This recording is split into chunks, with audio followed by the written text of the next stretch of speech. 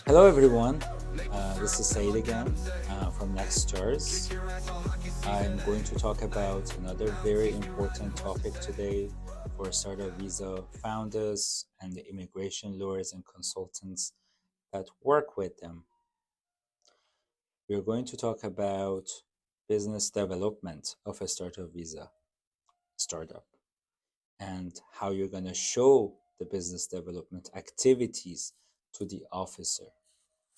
As you know, IRCC is looking for genuine, high impact businesses to enter the Canadian market. How are you going to show that?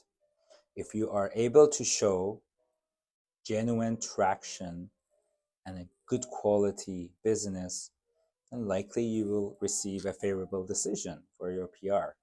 But on the business side, no longer an idea on a paper is enough to receive a permanent residency decision. Granted, I'm not an immigration lawyer professional. Whatever I say, take it with that caveat, with a grain of salt. But as a business consultant, as an entrepreneur myself, as someone who's worked and advised on many different designated entities, I've seen these cases over the past 7 8 years and how the officers are asking questions, and you need to be prepared for them ahead of time, especially for business development, because there's humanly no possible way for you to be able to do the business development in 7 days. That's the time typically the updates, you have 7 days to respond to unless you get an extension, but okay, 37 days is remotely not enough for you to be able to show real traction. So I go back to this notion many times in my videos. No one wants to see a dot from you.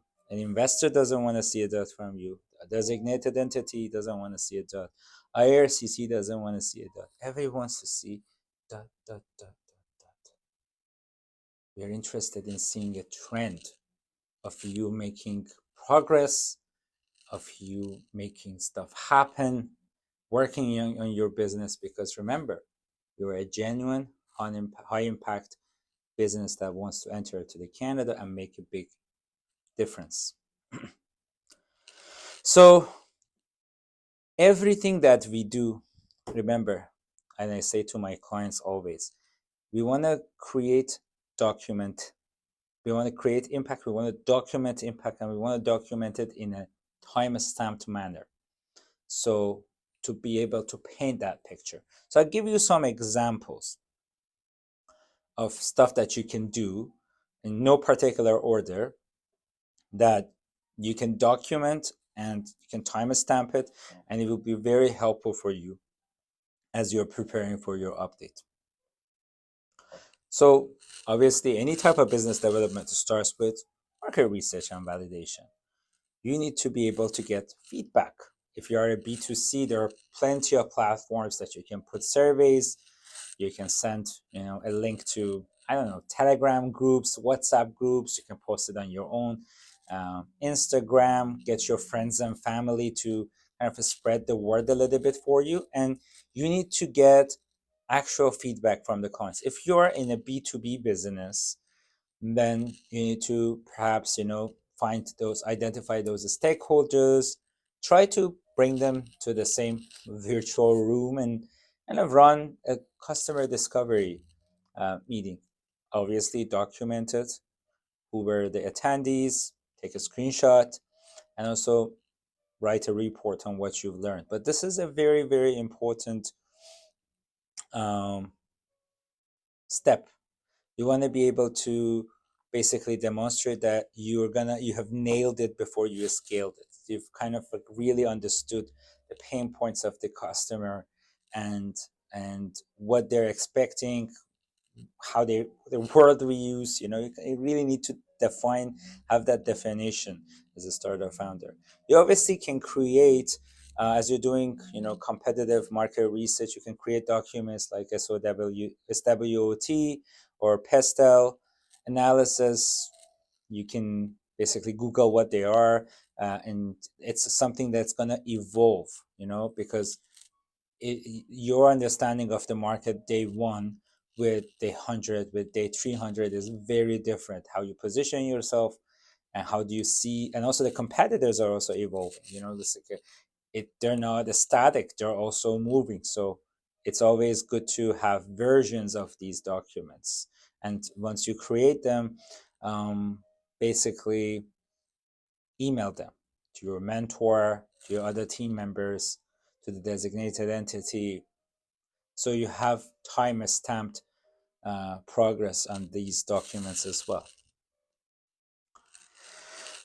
Another very constructive uh, action that you can take is to try to find partners. It's always not easier, but a little bit more accessible to find partners and allies than making a sale. So if, for example, you're a business that's in corporate wellness, an employee benefits company is a good potential partner. If you need, to be under retail, you can talk to distribution companies, and you kind of want to move these things to like a memorandum of understanding, an MOU, pilot agreement. Obviously, you want to show that you're ready to collaborate in order to accelerate. Um, One good activity that I recommend all the startup founders to do is to participate in networking events. Remember, besides that the business is being developed, the founders need to be developed as well. Like in today's day and age, especially at the earlier stage founder, the success of the company highly depends on you and your network. And because you're a startup visa founder, so you do not have inherently a huge network in Canada, it's a very good idea for you to participate in as many events as possible, virtually, online, and offline. There are many platforms that you can search for such events. Eventbrite is a good one. You can go to different associations, like look for their yearly, quarterly events. There's Meetup that you can find events on, and yeah, and I believe like maybe LinkedIn, you can find some events as well. So in Canada, in North America particularly, your network is your net worth. So attend as many events as possible, take photos, present yourself with your affiliation, with your startup affiliation, and try to use these networking events as a tool for you to find more partners, for you to find more customers to engage in, for you to find, maybe a potential co-founder that can join to your team, or like a strategic hire. So that's like something that a genuine good quality startup would do. Another very important aspect of this, like these types of activities, is like social media and public presence. This is what I sit down with my teams like day one, because you kind of want to have a LinkedIn page, an Instagram page that is active, is alive, and in these, you can find out how old the page is. You can't just like, when the officer is asking for an update, oh, let me go create a social media account. It's obvious, right? And LinkedIn, especially in North America, is such a like kind of like town square, what they say, like everybody's on LinkedIn. So you want to be on LinkedIn, you want to build some relationships, you want to work on your own personal LinkedIn, and the company LinkedIn. I want you to have at least 500 connections in your own network. You can search, for relevant connections. And the good thing is, like, when you're reaching out to people, there's a face attached to the name. So, like, it's almost easier. It works a ton better than, let's say, a cold email. And I would take a LinkedIn outreach 10 times out of 10 times over a cold email. And also your company profile. I want you to have an active company profile with relevant posts. If you guys want, I will do one specifically on how to keep maintain your LinkedIn page, and or Instagram page, but you want to show as much activity as humanly possible on your social accounts. Um, one aspect that not too many people actually pay attention to, so you can really separate yourself from the rest of the group, is like associations. There are a lot of associations for your industry, the industry that you're operating in Canada, that you can, register with. Sometimes they have a small fee, uh, but you really need to join the club. You need to be upbeat with what's happening in your industry, and a good place to be is their association. If you, for example, have an agri-tech business, there's Farmers Association, there's Ontario Farmers Association, and probably there's a Canadian one, and it's just a good idea to be part of these associations, try to attend their events, try to, maybe they have, trade shows, obviously, take advantage, and yeah, definitely, have that.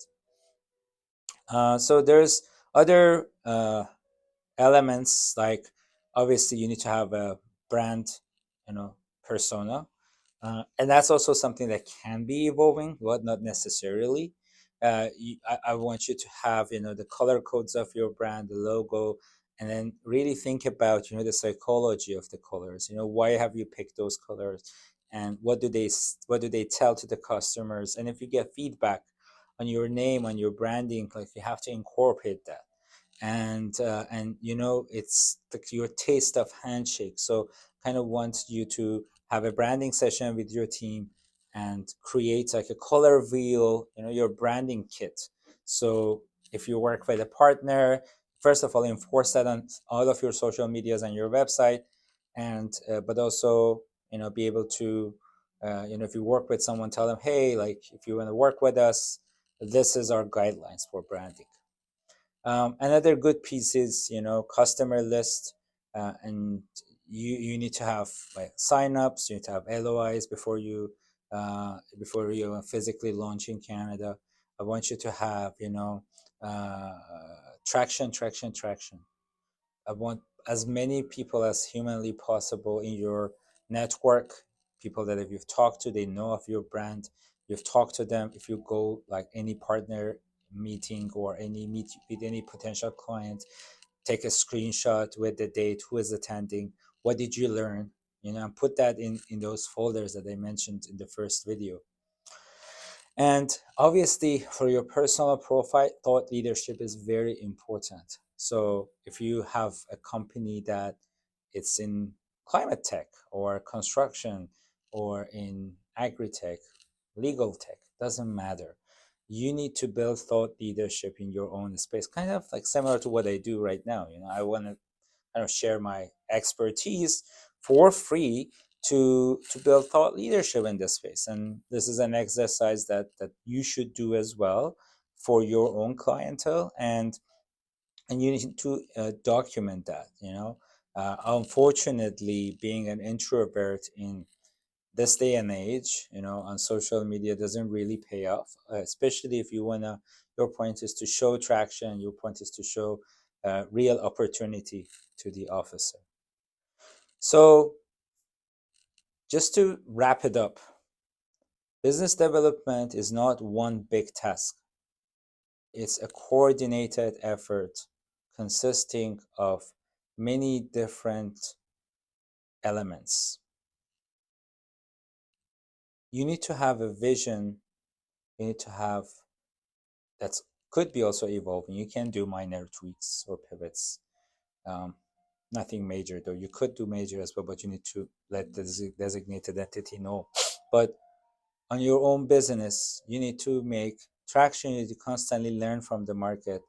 You need to time stamp everything. You have to document everything, and you need to help yourself to be able to tell a story uh, on your company and how you're gonna make the difference in the Canadian market.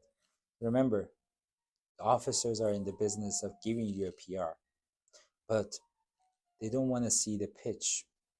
They want to see a path, want to see a future uh, with your presence and the impact that you can make on the Canadian market. If you have any questions or comments, or you disagree with anything that I say, do reach out, leave a comment, follow us on our social channels, check our website, www.nextstars.io, and we'd love to hear from you. Thank you.